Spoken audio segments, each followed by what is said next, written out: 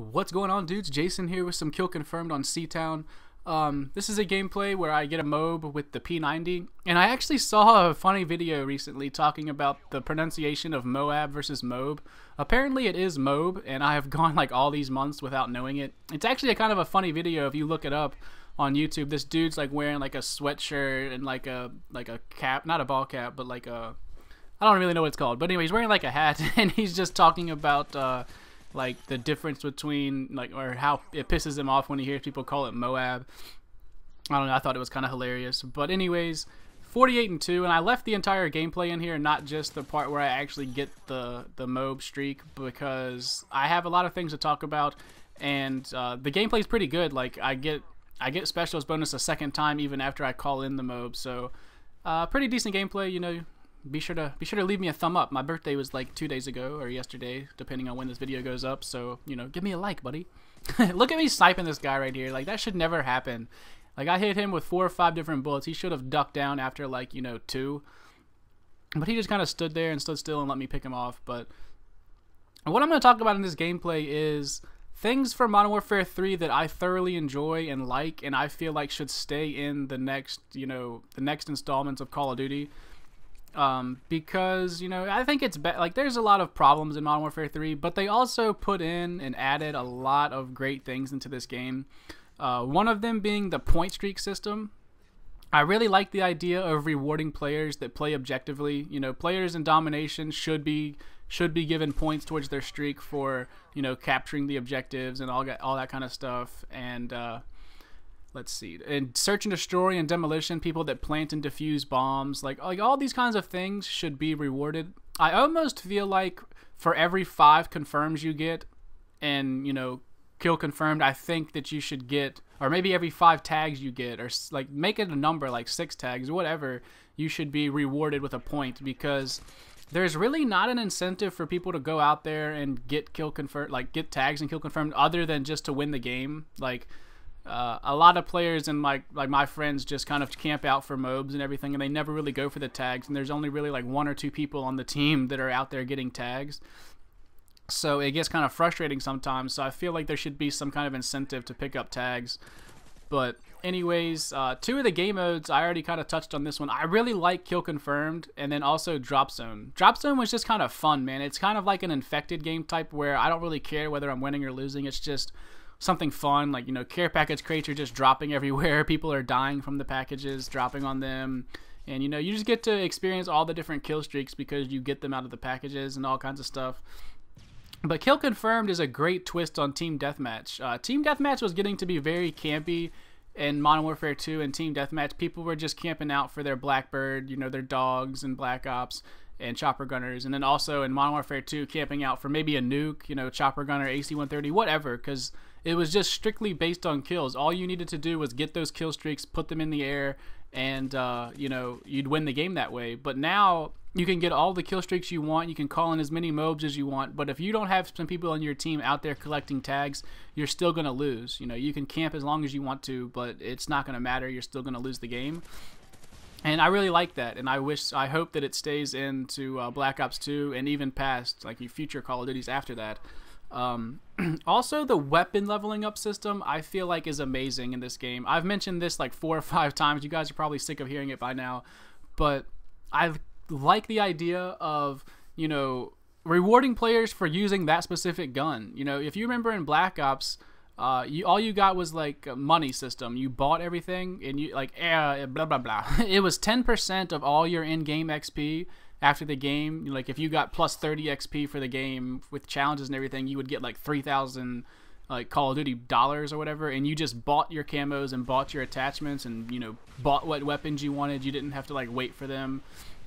But it didn't seem right, because you're not actually using that weapon to get the attachments and get the camos. Like, if you get gold camo on a gun in Modern Warfare 3, you know that you earned it because you put in like the 800 or 850 kills it takes to get a gold. That's it. That's like Team Deathmatch and Team Deathmatch and Kill Confirmed. I'm not sure how long it takes to level it up in Search and Destroy or other game types, but You know what I mean? Like, it gives you a sense of accomplishment. Like, I've almost gotten every gold gun in this game now, and, you know, it feels a lot better than just, like, in Black Ops, I used the FAMAS all the time and just bought all the gold camos on the weapons, you know, after I used the FAMAS, really. Like, it's kind of stupid, but, you know, it's the system that was in that game, so, what I mean, I took advantage of it, and I'm sure a lot of other people did.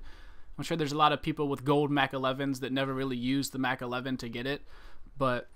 You know, what can you do? It's just the way the game was. That's the way that game was structured. But I hope that they keep the level system, you know, the same way, where you actually have to use that specific weapon to unlock attachments and camos. I really like the idea of the specialist bonus, because it's a different, like, feel, you know. Like, we played Modern Warfare 2 for a year long and, you know, camped out, we got our fix for Predator missiles and Harrier strikes and, you know, Pavlos and AC-130s and chopper gunners and all these dominant kill streaks that were in that game. You know, we got our fix in for that. So I think it's cool that they added something else to this game to, you know, make you work towards something, and it helps you get the MOAB a lot better, because you're trying to, you get to have the advantage of all the perks, all the proficiencies, and all kinds of stuff like that. So, you know, I thought it was a cool addition. You know, other people don't agree. They still stick to their assault kill streaks. But the way that the maps are in this game, like AC-130s and even Osprey gunners, sometimes it can be hard to, like, get the missiles and, you know, bullets in to kill the people, because there's so many, like, tall buildings that you can't really get.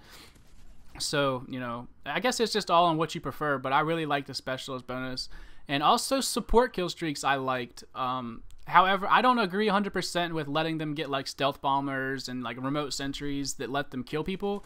But, you know, I don't mind, you know, UAVs, counter UAVs, advanced UAVs, ballistic vest, you know, all these kinds of things that really help the team out.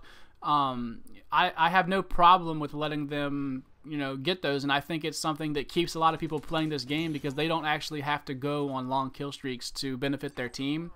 They can shoot down air support. They can, you know, with the point system I was talking about, people getting rewarded for doing other things. You know, they shoot down air support. They plant a bomb here. They're in demolition. Like, whatever. They're helping their team out without actually having to go on an actual kill streak. So, I'm a fan of that. Let's see.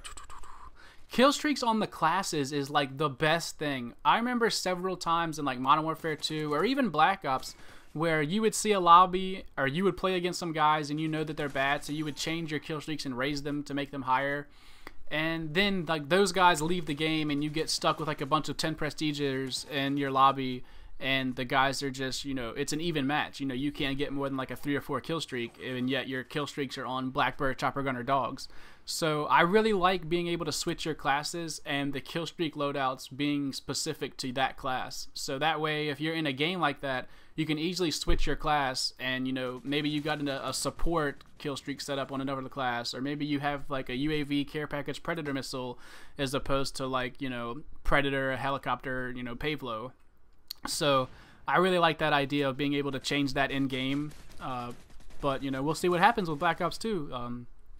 And then also the Prestige Shop. I really like the Prestige Shop because you can, you know, you can use that. That's like another way of customization. Like, you can unlock something that you can keep through all the prestiges. Like, I remember the very first token I had before I even started playing this game was, like, before my first game, I unlocked the Stinger missile so that I would have it. So, you know, that's just something that is really neat, that you can be able to unlock something to keep it through all the prestiges. Now, you could argue that in this game, a lot of people used it on, like, the ACR, the MP7, so they never had to wait for those good weapons. But, you know, it is what it is. But you could also use it for double weapon proficiency, double XP, you know, resetting all your stats if you're at the max prestige. Like all these different things I thought was cool in the Prestige Shop. And hopefully Black Ops 2 will have something like that. And we'll just have to see how that goes.